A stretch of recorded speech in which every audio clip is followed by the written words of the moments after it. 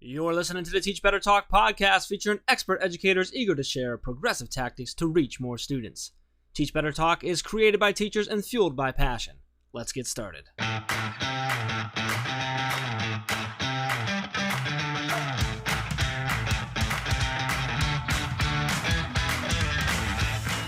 Hey everyone, welcome to episode 123 of Teach Better Talk. Come on, that's cool.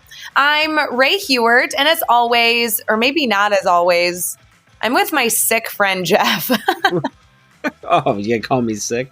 Well, I'm over here laughing at your 123. Well, I mean, the 123, that's the coolest episode number ever, but more so, you don't really get sick. Like, you run a mile a minute all the time. You're like battery operated. And the fact that you're like kind of feeling ill is an anomaly that our listeners are going to send you their love and good wishes. Well, I appreciate that. Actually, I get sick all the time. I'm just so awesome you can never tell. Okay, now this turned into a different type of conversation. See how I took that from you being nice to me just not being able to take it the right way. I appreciate that. I know. Why did I even bother introducing you that way? Should I just start again? There's my annoying friend, Jeff Gargan. My whole house is sick right now.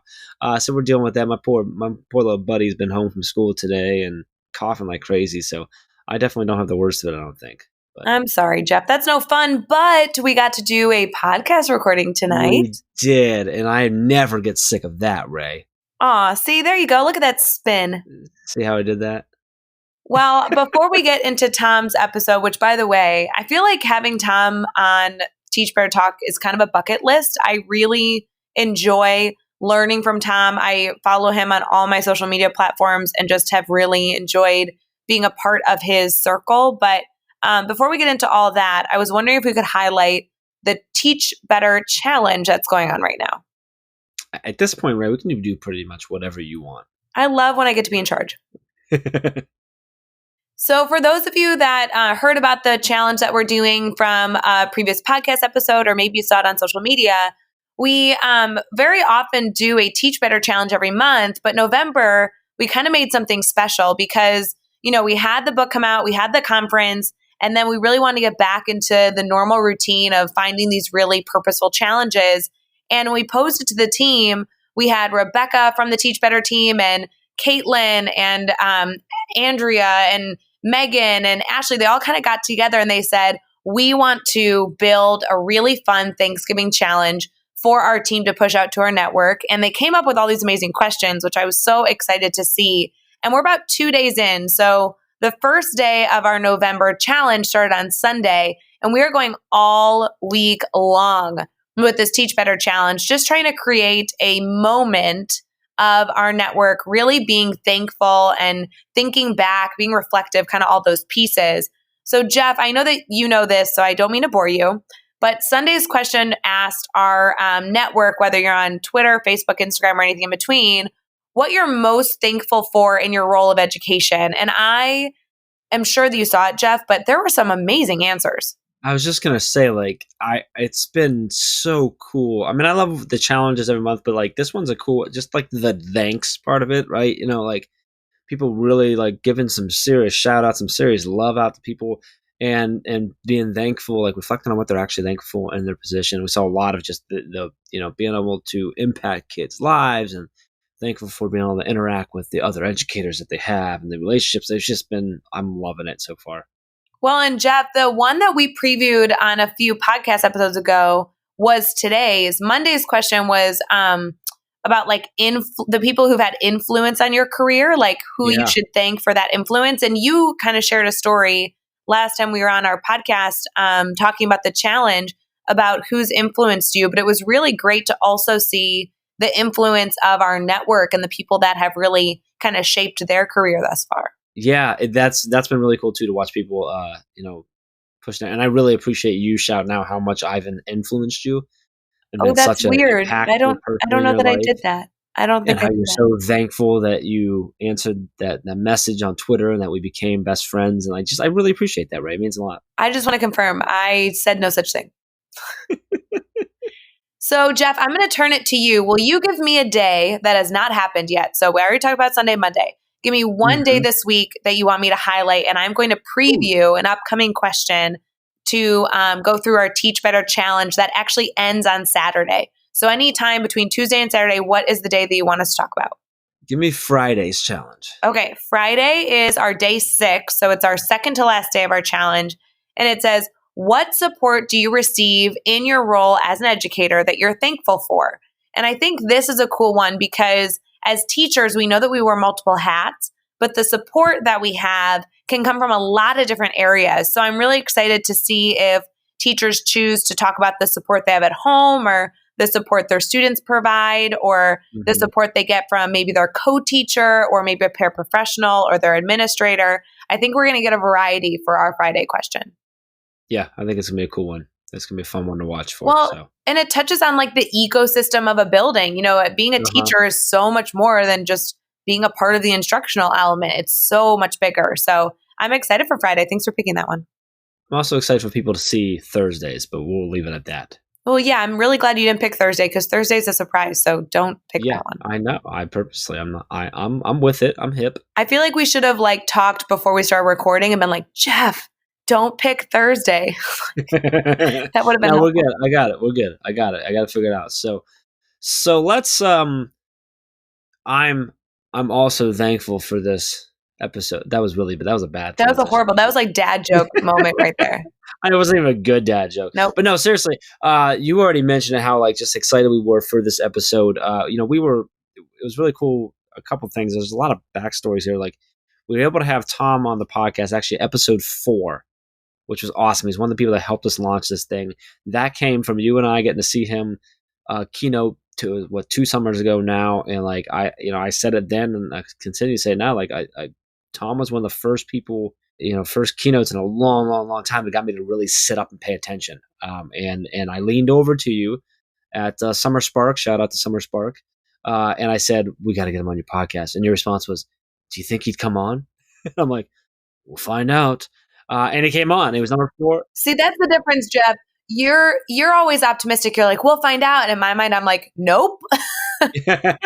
Well, he came on. It was an awesome episode. We talk a little bit about that. We reflect on some stuff here. We compare his 6 questions in this episode there. But for those of you who don't already know Thomas C. Murray, so Tom, he serves as the Director of Innovation for Future Ready Schools, which is a project for the Alliance of Excellent Education, which is in Washington, D.C. Tom's done some really cool stuff. He's literally testified before the U.S. Congress and has worked side the body, that body, and the U.S. Senate, the White House, the U.S. Department of Education, a bunch of state departments along education, and trying to help the country implement student-centered learning. I mean, this is a guy that is highly sought after. He's keynotes all over the place. He was named 20 to watch by NSBA. He was named the National Global EdTech Leader of the Year in 2018. He was the Education Thought Leader of the Year in 2017. He was the Education Policy Person of the Year by the Academy of Arts and Science in 2015. Learn and Transform, which one of his books that was released in 2017 was was a bestseller, is still a bestseller with ASCD. And he's got a new book right now, Personal and Authentic, just released in October, which we talk about a lot in this episode. We really dive into. You and I talked about it in a previous episode, but we really dive into it in this episode. I'm super excited about that. Tom gets personal with us here. Not to be too cliche, but it really does get personal and authentic in this episode, as he does in the book. And it's really cool. He talks about why the book's a little bit different than his other books, what you can expect from it. You and I, we popped some questions, getting them to really kind of dive into a couple of the chapters. Super excited about what he shared, and it was really fun to compare his answers to the 6 questions back in episode 4. So, Ray, anything in particular you want people to take out of this episode? No, I'm just a huge fan. So I say it at the end, and I'll say it now, that this should really only be the beginning of you connecting with Tom, because he's changing the world, and he's a good person to be watching out for. Absolutely. So with that, let's get into episode 123 with Thomas C. Murray. Hey everyone, it's Ray. We are about to get right back to the episode, but I wanted to make sure you are a part of our Facebook group. The TeachBetter team has a private Facebook group that has grown so much over the past few months, and we continue to do live sessions, answer questions, and have teachers share their lesson plan ideas so we can all collaborate together. Head over to Facebook and search TeachBetter Team to request to join, or you can head to teachbettergroup.com and request there. Either way, we'll see you over on Facebook. Now let's get back to the episode. All right, we are here and we are talking with Tom Murray, and we've got him back on the show, Ray. It was episode number 4, believe it or not. 4, top 5, right? One of the first ones we ever did that Tom came on and helped us launch this entire thing that we call TeachBetter Talk. And now we got him back on our show. We're super excited to dive in and chat with you, Tom, talk about your new book that is simply awesome and getting rave reviews so far. So I want to dive into your head there. But before we go anywhere, man, how you feeling right now? I'm doing well. It is awesome to be back. And I was going to say, gee, top 4 episodes. I thought I'd be at least in your top 500. So top 4, that's pretty impressive. No, we were so appreciative that you came on early on. We had no idea what we were doing back then. Like we do now? Well, look at you now. Look at you now, right? I know, right? At least we can say that, I've dealt with Jeff this long. That's an accomplishment. Well, Tom, I want to talk about you for a minute. I know we had you on episode 4, which was an incredible episode, but a lot's changed since then for you. I mean, one is that you have a book out that I know we're going to talk about, but I want to ask you the same typical question we start with everybody, because I'm confident that there are some things that have changed for you as well. But would you mind taking a minute just telling us what you do? How are you involved in education? Sure. So taking a look at it, I spent the first half of my career in schools as a teacher, as a principal at the district level, loved every minute of it. Got recruited to go to Washington, D.C. almost 5 years ago now. So now I help run something called Future Ready Schools. And there's a team that I'm a part of. In that work, I get to work with school and district leaders all around the country.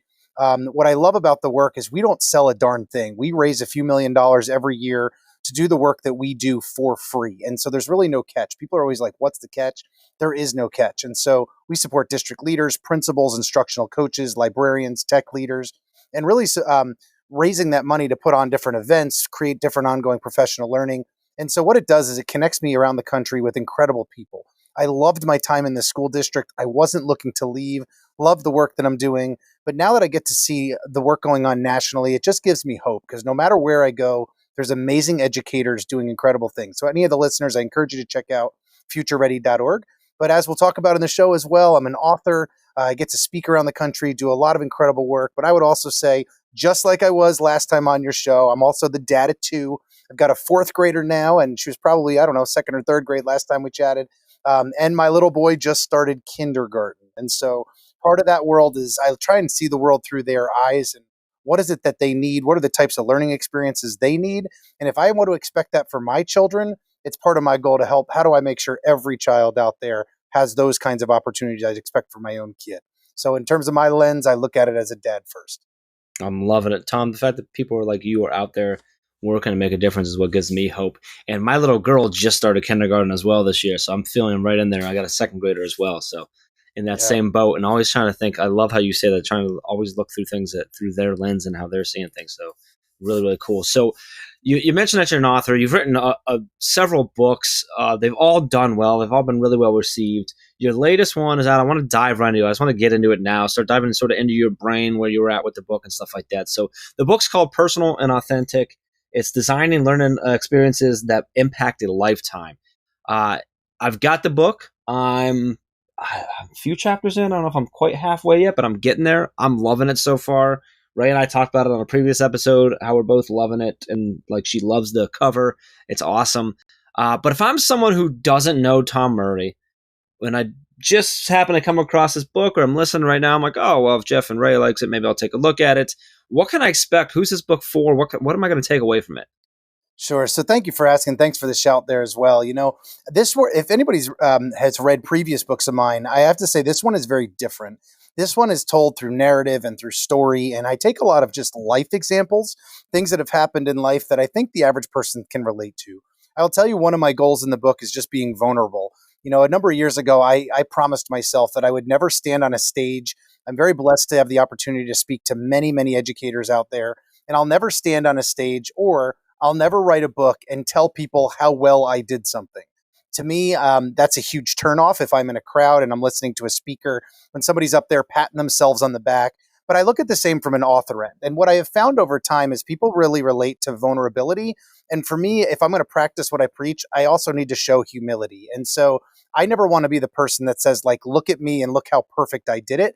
because what I've found is, number one, ego and pride is something that just turns me off from just an everyday interaction and of people. But on the other hand, if there's a speaker or whether I'm reading a book or whatever the case is, and people are out there saying like, look at me, look at me, look at me, it's such a turnoff on a variety of ends. But one of it's, you start to create every excuse why that can't be you.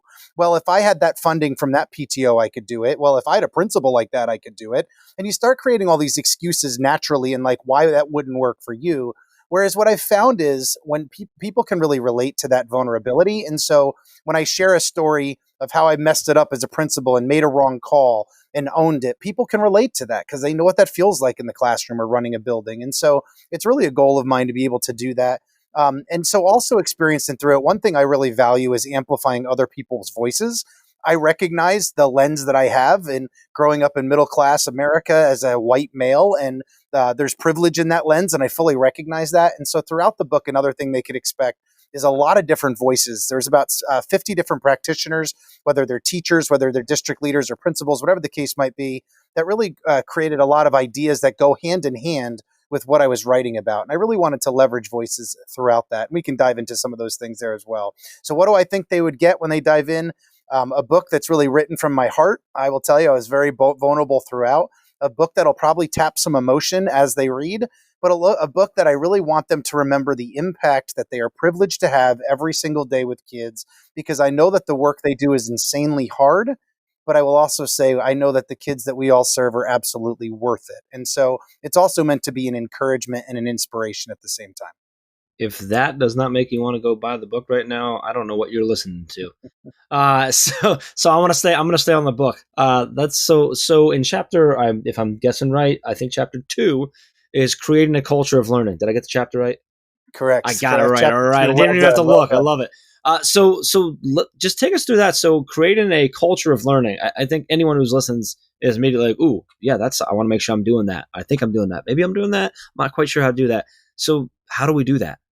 Sure. I started that chapter by really taking a look as leadership starts with us. You know, it is so easy, whether it's just in life or it's in our schools, to point the fingers and to think, well, you know, if I had a different principal, this place would be a different place. You know, if I had a different superintendent, and they're pointing the finger and pointing the finger. And I'll say, there is absolutely toxic leadership out there. There's toxic cultures where people don't necessarily want to be. Those things are real. And so I'm not minimizing that. But what I'm maximizing in that conversation is our role in it. If you receive a school district paycheck, you are a leader for kids in some regard. And some people might say, well, that's just a nice thing to say. But in reality, but when I close the door, I make decisions every single day that impact the kids if I'm a teacher in that building. Or, some of the best leaders I've ever worked with are that support staff member that makes a few dollars an hour above minimum wage, yet is a complete backbone to that building. And so in starting that chapter, it's helping people see the leadership style in themselves in that regard. I will say across the country, when we look at things around equity, teaching overall is this vastly female profession. Yet when we get to the leader by title, your principal, superintendents, it's overly male. And so, there's some inequities in there, and I'm not downplaying that by any means. But what I really mean when I look at that is helping people see the leader inside of them, but to see that they contribute to the culture. And to me, that leadership and culture go hand in hand. One of my best friends, a guy named Joe Sanfilippo, talks about how culture is set 30 seconds at a time.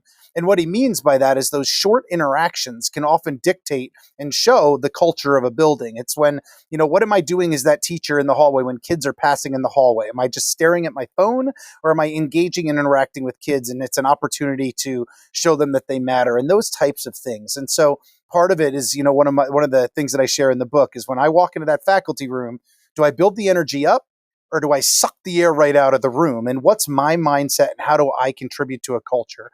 At the end of the day, we are all responsible to create an environment where kids want to be.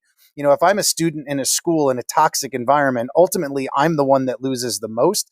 And a toxic environment is never a child's fault. And so where we have egos and pride and words like me and my and I come before we and our and they, and our mindset is more about us than it is about them, that's when we as adults can get in the way of creating that culture for learning. But at the end of the day, how do we create environments where people want to be, whether they're the adults in the building or the kids in the building? Wow, Tom, I have been diving into this book a ton, but hearing you talk about the book is just you're an amazing speaker. I mean, I know that Jeff and I have talked about your keynote was one of our favorite that we've seen. We were actually together one summer hearing you speak, but just even on the podcast, you have so much that you're able to share. And I think the book does a great job, amplifying even just those messages as well. I actually got my book the day that I arrived home after the TeachBetter conference. And I was so tired and I was on no sleep. And I walked in, I was just like ready to crash. And I looked over at my island where our mail is. And my husband goes, "Hey, you got that in the mail?" And I'm like, oh, and this like shot of energy comes through. I'm like, oh my gosh, this is Tom's new book. And so it's so cool to kind of hear about it through you and read it at the same time. I want to touch on chapter 6 for a second, because that one is all focused on leveraging tools and spaces to amplify learning, which is an incredible topic. So how do we rethink the way that we look at and use the tools that we have and the spaces that we have to create that personal and authentic experience for our students, which, I mean, is such a valuable idea. Sure. Thanks for sharing that. And so, I created this personal and authentic framework with the learner at the center, that culture for learning surrounding that learner. And then I hit a variety of areas in chapter 5 related to personal and authentic learning. And I don't pretend that it's this all-inclusive list of the only ways you can do it. But when I really researched the different ways, and that's where I touched on things such as social emotional learning, cultural responsiveness, moments of awe, authentic feedback, pace and path, those types of things. But on the outside of the framework, getting to what I address in chapter 6, is this idea of the supports for the framework. So how do we support things like authentic feedback, or how do we support things like moments of awe, or how do learning spaces either help or hinder things like creation and design or cultural responsiveness? And so what I did was I really did a lot of research as well. And it really built off some of the work that Eric Scheninger and I did in Learning Transformed as to really what is it that works? Because here's the thing. On one hand, you can look at things like tools and spaces, and you can see where they are glorified all over social media, but as lovingly as I can in really bad ways. So let me give you some examples. When we look at things like tools, things like technology, really addressing that in this chapter, technology can be an incredible tool. It can also be an incredible barrier or roadblock. And I'm not even just talking from an equity end. We talk about equity and opportunity, equity and access. Ken Shelton co-wrote that section with me in that chapter. But I'm talking about things like some digital tools. On one hand, you look on social media and you'll see these tools are game changers. This tool is everybody has to use this tool, whatever it might be. But then when we peel back the onion a little bit, we end up getting this pretty low level type tool. And so going back to the idea of being vulnerable, one of the stories that I tell in this chapter here was I talk about when I was in 2002, I was teaching 4th grade. And in 2002, 17 years ago, I was one-to-one.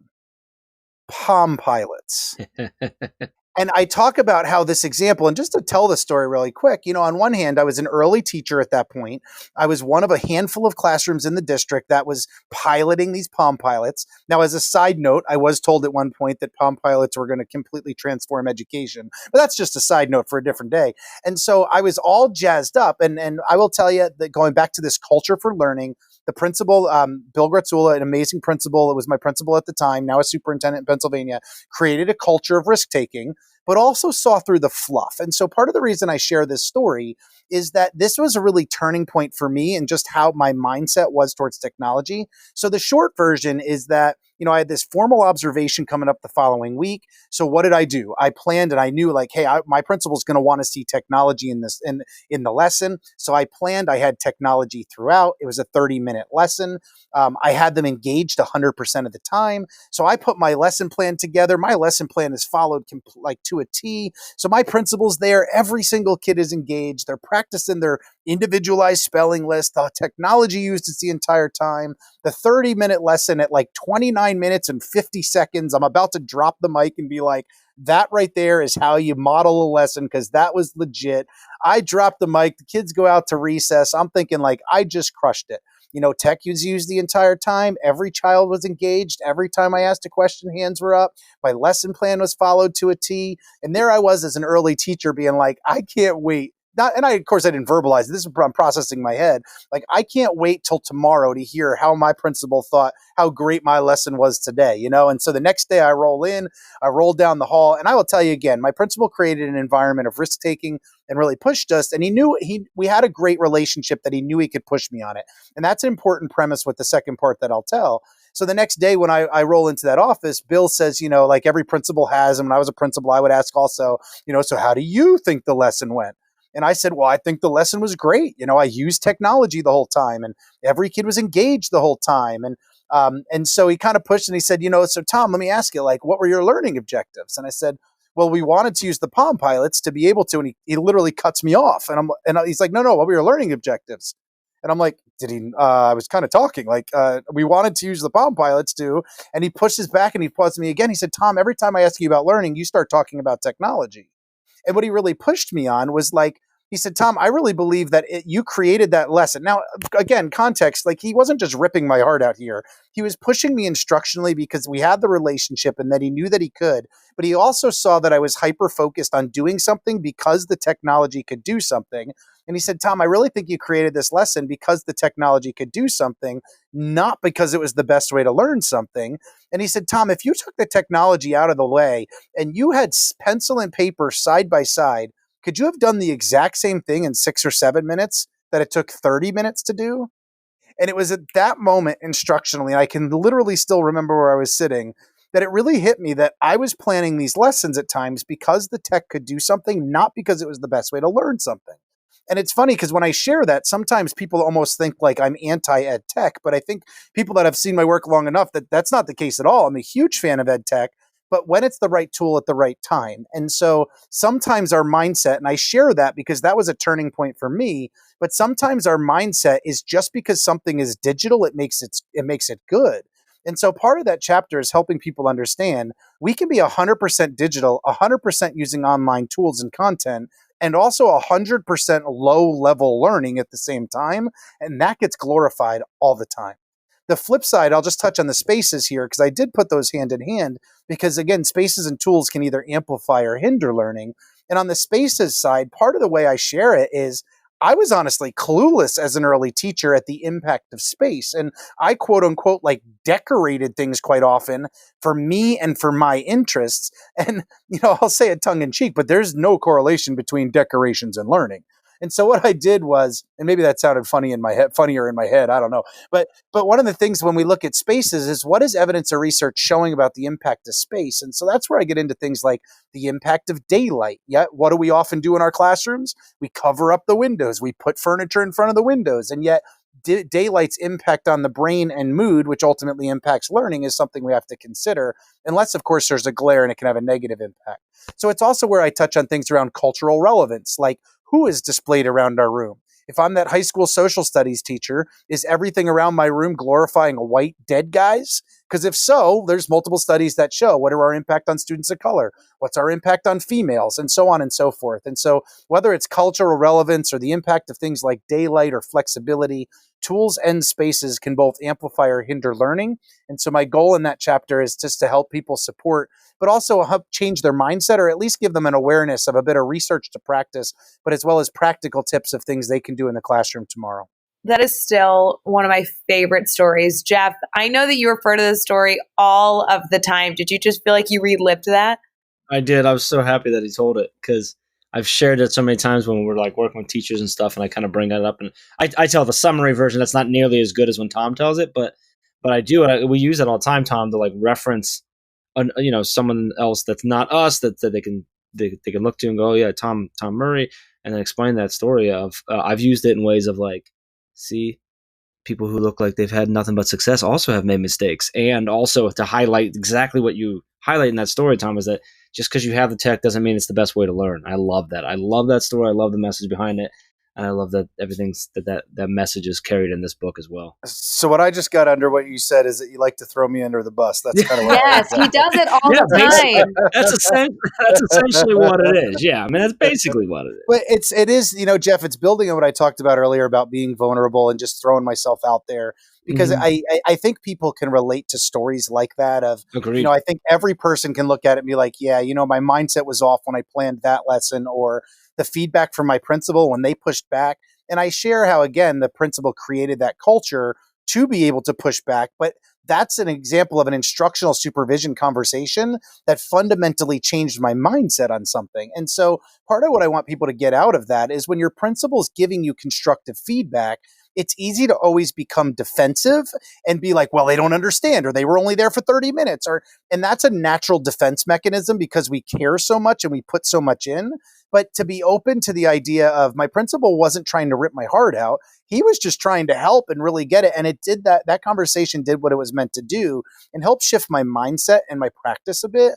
Now, I'm not going to pretend that every time I ever used technology after that moment was like this perfect experience of deep levels of learning, but it's just a story I like to tell of where my mindset was off. People get that kick out of these Palm Pilots, and that was the beginning to mobility. But at the same sense, the vulnerability to say, yeah, my mindset was off there and my principal kind of called me out on it, but really just pushed me in making sure that I stayed hyper-focused on the things that I needed to. And that's high quality instruction as opposed to getting caught up in some of the tools, which again are amazing supports, but also can get in the way if we're not careful. Yeah, no, it's perfect. And don't worry, when Jeff throws you under the bus, I always talk about how great you are after. So if your ears are burning, they're both, it's a good thing and a bad thing. I appreciate you got my back, Ray. I'm not sure about Jeff now, but hey, that's all right. I always got your back, Tom. No problem. Did you just turn Tom Murray on me, Ray? Did that just happen right now? That's not supposed to be allowed to happen. Sorry. Oh, sorry, man. boss. Well, Tom, for question 5, usually on TeachBetter Talk, it's all about advice. And so I'd like to stick with that. I'm going to kind of blend it with the book, and I want you to give us some advice that I think is going to spark really well with your chapter 7. So chapter 7 is all about creating a legacy that impacts a lifetime, which I think just in general, every teacher can, relate to that. And I think that was such a purposeful and wonderful topic. But what piece of advice would you give to a teacher who wants to create that legacy? Because I think every teacher that gets in the classroom wants that, but it's then creating it and kind of knowing that it occurred that's the tricky part. Sure. So what I'll say there, and maybe I'll twist it in a bit of a different way, and because you're right, that chapter 7 was really written around things like perseverance and failing forward and persevering through adversity and having that kind of mindset. And but one of the pieces that I will say is, in order to meet kids where they are, this idea of doing whatever it takes for kids does not mean we sell ourselves out in the process.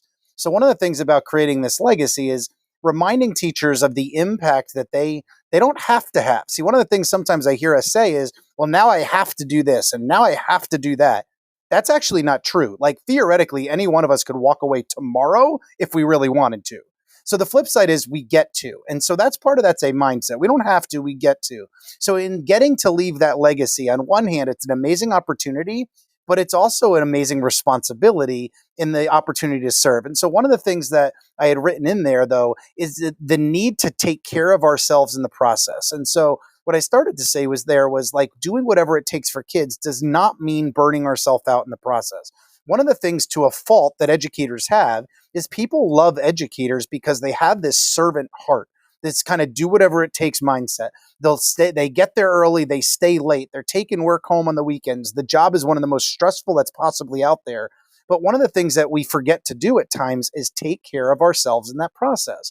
And one of the things that I wrote in the book is how we won't go a day without recharging our phones, yet we often go months without recharging ourselves as educators. So if we want to leave that legacy and we want to be in this long term, we have to take care of ourselves in the process, which means, number one, taking things like prioritizing our own family.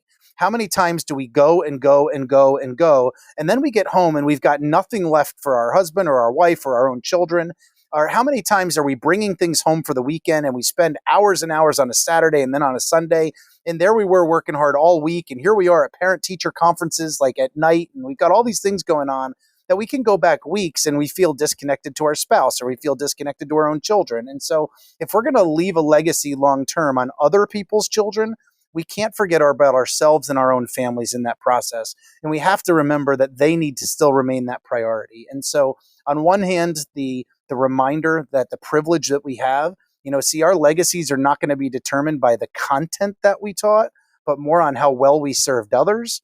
But as we serve others in this process, we can't forget about ourselves, and we need to take care of ourselves that self-care is absolutely vital in this process so that we can be at our best when our kids need us most. That's such an important concept to continue to talk about and get out there and to focus on, is that taking care of ourselves. So important. And I think the earlier on we can get that embedded in teachers' heads that they got to take care of themselves, maybe we can help some of the burnout that's going on. So I love that, Tom. Now I want to do something fun here because Tom is just awesome. Ray, I don't even know if you know that we're doing this, but Tom's so awesome. We want to give away a few books, so we're going to do that right now. Ray, what do you Yes, think? I love giving away stuff on this podcast. So here's what what's that? Hey, Ray, actually, you know what? I'm actually going to give away Jeff's copy because of some of the things I heard earlier. So that's the That's copy I fine. think As long we'll as be I get giving to away keep here. mine, you do whatever you need to, Jeff. It's fine. So here's what we're going to share. If you would like a free copy of Tom's new book, Personal and Authentic, you're going to share out on either Twitter or Instagram or both. Use the hashtag TeachBetterTalk and then use the hashtag AuthenticEDU. And just tell us straight up, just tell us why you want the book. We want to see your love for why you want this, what you want to take away from it. And then we're going to randomly pick a couple. How's that sound? So when you say randomly pick, Jeff, does that mean that you're going to be deciding? Because that's a lot of weight to carry. No, we're gonna let Tom do it. We're gonna let Tom. Oh, now the pressure's Or on. we'll make Chad do it or something. So if he picks the wrong person, they can yell at Chad. How's that? Well, all three of us. Yeah, I'm more comfortable with throwing Chad under the bus as frequently as possible too. All right, we'll do that then. All right, no, that's really awesome, Tom. Really, really appreciate you doing that. We love our listeners, so anytime something cool like that comes on, that's just extra special for us. So truly appreciate you there. Now let's continue a little bit of fun. We're going to do this, and this is fun for me, Tom. So we did this. I don't know if you remember from way back when we did this on episode 4. But we do the next 6 questions, and we do them, and your goal is to answer each one in 15 seconds or less, right? What we're going to do is we're going to go through these. You're not allowed to cheat. I hope you didn't look back. But then after we're done, Tom, I'm going to look back at episode 4, and we're going to compare them. All right, we'll see if I made any growth. We did this recently with someone else. I can't remember who it was, and with Allison. It's just kind of cool to see what changes, what hasn't, and I like it because the listeners kind of get a double dose of recommendations from Tom. So it's gonna be fun. So you ready to go? Ready to go. All right. What is one ed tech tool you cannot live without? Voxer. Definite reason for Voxer is because I get to connect with amazing educators around the country every day in real time as I'm driving, whatever the case might be, or at my convenience. Give us a non-educational book you're reading right now. Oh, anything by Dave Ramsey. One of the things I love is around personal finance, how to manage your money, those kinds of things. I believe there's a lot of responsibility aspects there. So anything by Dave Ramsey is a favorite of mine. Who do we need to follow on Twitter or Instagram today? I'm going to give you 2 people that both co-authored sections in my book. One is Dr. Rosa Perez Isaiah, amazing, amazing educator in California. The other one would be Ken Shelton. Ken wrote the section on equity barriers with me. 2 both amazing educators that I admire and respect. Give us a good YouTube channel or website for educators. So I'm going to go with the gentleman that wrote my foreword is the name Inky Johnson. And Inky is not an educator. And people often say, well, why'd you choose a not educator to write your foreword? It's because of the inspiration, because of the background, because of the way he grew up. I encourage you to check out Inky Johnson on YouTube. You don't need caffeine in the morning when you listen to Inky Johnson. Trust me. Give us a daily, weekly, or monthly routine every teacher should get into. I'm pausing my time. I would say taking time to pause and reflect. And I feel really hypocritical saying that because it's not something that I am good at, but reflection is a key to growth. And as a teacher, as a principal, whatever your role might be, that reflection time is vital. And what is the best piece of advice you've ever received? That's easy. I wrote it in chapter 1 from my mentor. It was shortly before my very first day of school when he put his arm around me and he said, Tom, this job is about loving and caring about kids. Everything else comes secondary to that. Oh. All right. What do you think? How many do you think matched up or changed? I think the advice is stayed the same because, Tom, every time I've heard you speak, every podcast, you always share or more often share that piece of advice, and it gets me every time. I need to write it on my chalk wall in my classroom. It goes back to our why and our purpose. So that'll always be at my heart. So looking back at episode 4, which, by the way, this came out September 3rd, 2018. So over a year ago. Your ed tech tool was social media. You said relationships for educators from around the world. So I think that's still a great recommendation. The book you were reading at the time, we switched it up this time and we did a non-educational, but the book you were reading at that time was Culturize by Jimmy Cassis.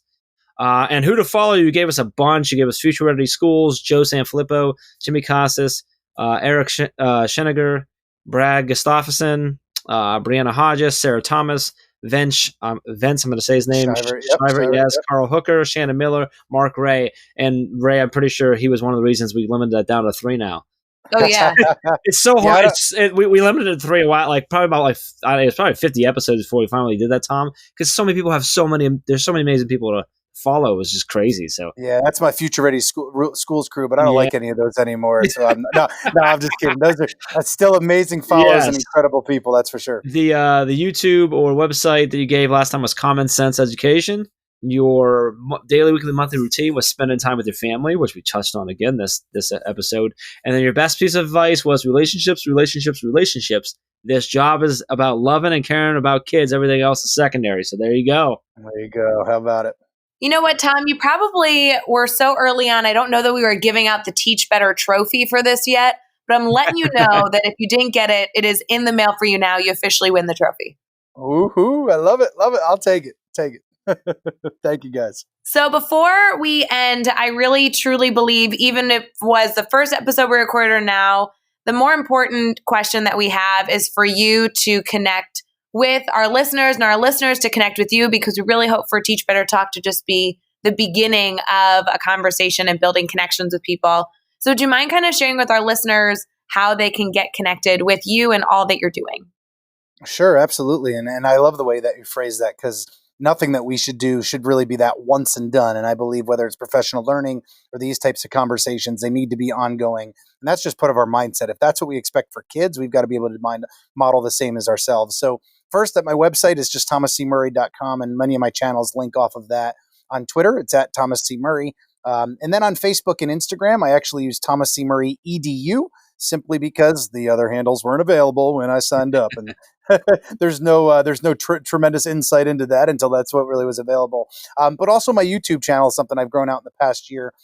Virtually every week I do some sort of leadership minute. Love to film with you all when next time we're in person together, but kind of always 1-minute clips. And so I create that bank on YouTube. If you look up Thomas C. Murray on YouTube there as well. Lots of different channels. I encourage people to connect with me, send me messages, even about what you think about the show, and I'd love to be able to connect with them as well. I love those leadership minutes. They are totally worth the minute. I mean, it's a minute. You just get an awesome little dose. You've got all kinds of different people that you've done those with. So I really enjoy those a lot. So, you can find all the links and resources, everything we talked about in this episode over at teachbetter.com, as well as those really important links for connecting with Tom. So we'll include all that over there, as well as links to all of his books and where you can get them on his website as well. So head over to teachbetter.com for all of that. Be sure to hit subscribe so you don't miss any upcoming episodes. And if you can give us a rating and review, we'd really appreciate that as well. And let's keep taking this one step further. Think of just 3 of your colleagues who need to hear these amazing stories and share this podcast with them. Tom, this was awesome. I'm so glad we got to bring you back on. You helped us start this entire thing. We're well over a year later now. We're still rocking, and honestly, we owe so much to you for that. And we didn't even mention it in this episode yet, but I'm going to mention it right now. The fact that you wrote the foreword to our book, which is just awesome for us. We cannot just explain how much we appreciate that and are loving your book right now. And just really appreciate your time and your energy and everything you bring when you come on and you speak everywhere, and just being with us tonight and having some fun, man. Thank you. Sure, absolutely. And the reason I do it for you all is because of who you are and the work that you do, and speaking from the heart and leading for the right reasons. So thank you as well on behalf of everybody that listens to the work that you do every day, for everything that you guys do for education. So it's a team effort for the kids that we serve. We appreciate that. And until next time, let's get out there and let's teach better.